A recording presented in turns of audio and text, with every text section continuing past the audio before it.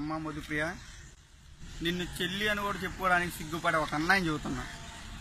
ఆడపిల్లనమ్మా, నేను ఆడపిల్లని, అష్టంగా పుట్టాన్ని బాధపడకమ్మా అని అన్న నువ్వు అష్టంగానే పుట్టావు, మీ అమ్మను బాధ పెడతానే ఉన్నావు. ఇంతకు విషయం ఒకటి అర్థం కాదు ఏంటంటే, నువ్వు దేశంలో ఎంతమందిని కన్నావు, ఎప్పుడు కన్నావు? ఈ మాట ఎందుకు అంటున్నానంటే, దేశంలో ఉన్న ప్రతి ఒక్క నా కొడుక్కి అని నువ్వు అన్నావు కాబట్టి ఈ మాట అనాల్సి వస్తుంది. అంత ఎట్టగన్నావమ్మా అంతమందిని నువ్వు? ఎప్పుడు కన్నావు? 18 ఏళ్ళకి ఎంతమందిని కన్నావా నువ్వు? ఇప్పుడు నోరిచ్చారని ఎట్లా పడితే అట్లా మాట్లాడితే కరెక్టేనా? ఇంక్లూడింగ్ మీ నాన్నగారితో సహా నువ్వు నా కొడుకుని తిట్టావంటే దానికి ఏమన్నా అర్థం ఉందా? నేను నా జీవితంలో వినకుండా మాట మూడు. ఒకటి, నాలాంటి స్టార్డమ్ ఉన్న అమ్మాయికే ఇట్లాంటి పరిస్థితులు వచ్చినప్పుడు న్యాచురల్గా ఉండే అమ్మాయి పరిస్థితి ఏంది? ఈ మాట ప్రతిభా పాటిల్ గారు కానీ, మదర్ తెరీసా గారు కానీ, తమిళనాడు సీఎం జయలలిత గారు కానీ ఆయన ఉండరేమో. ఎందుకంటే వాళ్ళు న్యాచురల్గానే ఫీల్ అవుతారు కాబట్టి. అసలు నువ్వు ఏ స్టార్ డమ్మువి? అసలు నువ్వు దేంట్లో స్టార్వి? నీ డమ్మును నువ్వు ఎందుకే కొట్టుకుంటున్నావు? ఇప్పుడు ఓ విషయం చెప్పాలా నీకు.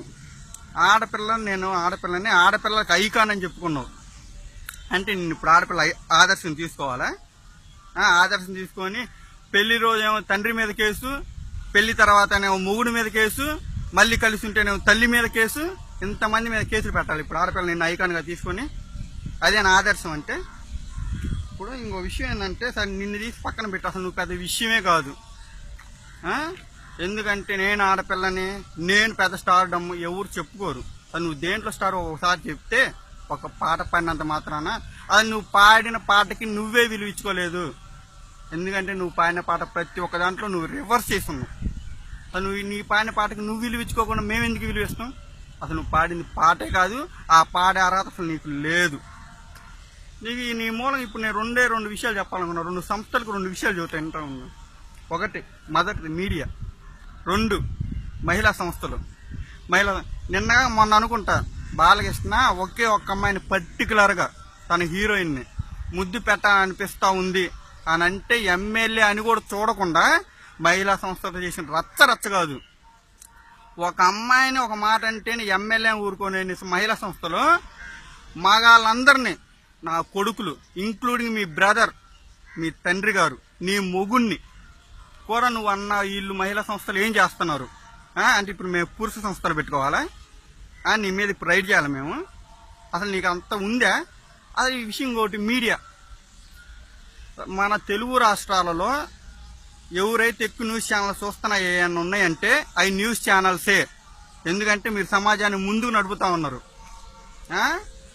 అలాంటి మీరు తెలంగాణలో, ఆంధ్రప్రదేశ్లో ఈ 2 రాష్ట్రాల్లో బడ్జెట్ సమావేశాలు అసెంబ్లీ జరుగుతూ ఉంటే, పెద్ద గొడవలు జరుగుతూ ఉంటే దాన్ని ఆపేసి, ఏది బడ్జెట్ సమావేశాల అసెంబ్లీని కూడా ఆపేసి ఏమేందో పెద్ద ఇదిలాగా బ్రేకింగ్ న్యూస్లు, మధుప్రియ నోట నా కొడుకులు అనే మాట మీరు వెయ్యొచ్చా?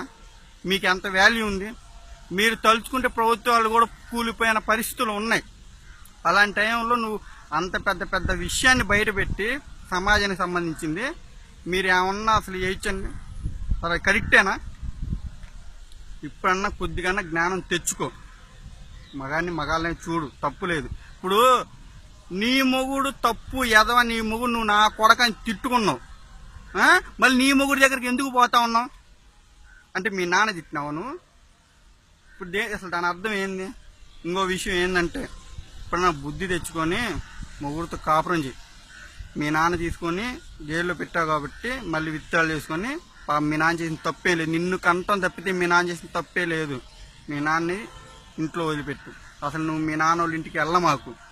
అసలు నేను స్టార్ని అని చెప్పుకో మాకు. ఎప్పుడు నేను ఐకాన్ని అస్సలు చెప్పుకో మాకు. ఎందుకంటే ఆడపిల్లలు కూడా నేను క్షమించరు, నీకు అర్హత లేదు. ఇంకో విషయం చెప్పాలి నీకు. మధుప్రియ చిన్నప్పుడే పాటలు పాడింది. నువ్వు చిన్న వయసులో తెలియని పరిస్థితుల్లో నువ్వు పెళ్లి చేసుకున్నావు. నువ్వు చిన్నపిల్ల ఎట్లయితు? నీకు తెలియని వయసులోనే నువ్వు కాపురం చేయడానికి సిద్ధపడ్డావు. నువ్వు చిన్నపిల్ల అవుతావా? నువ్వు 60 సంవత్సరాలు 70 సంవత్సరాలు నాకు ఎంత జ్ఞానం వచ్చిందంటే అది కరెక్ట్ కాదు. మీ నాన్న మిమ్మల్ని దగ్గర పెట్టు, నువ్వు మీ నాన్న మిమ్మ దగ్గర నుంచి దూరం వెళ్ళిపో. మొగుడితో కాపురేసి నువ్వు బుద్ధిగా ఉండు.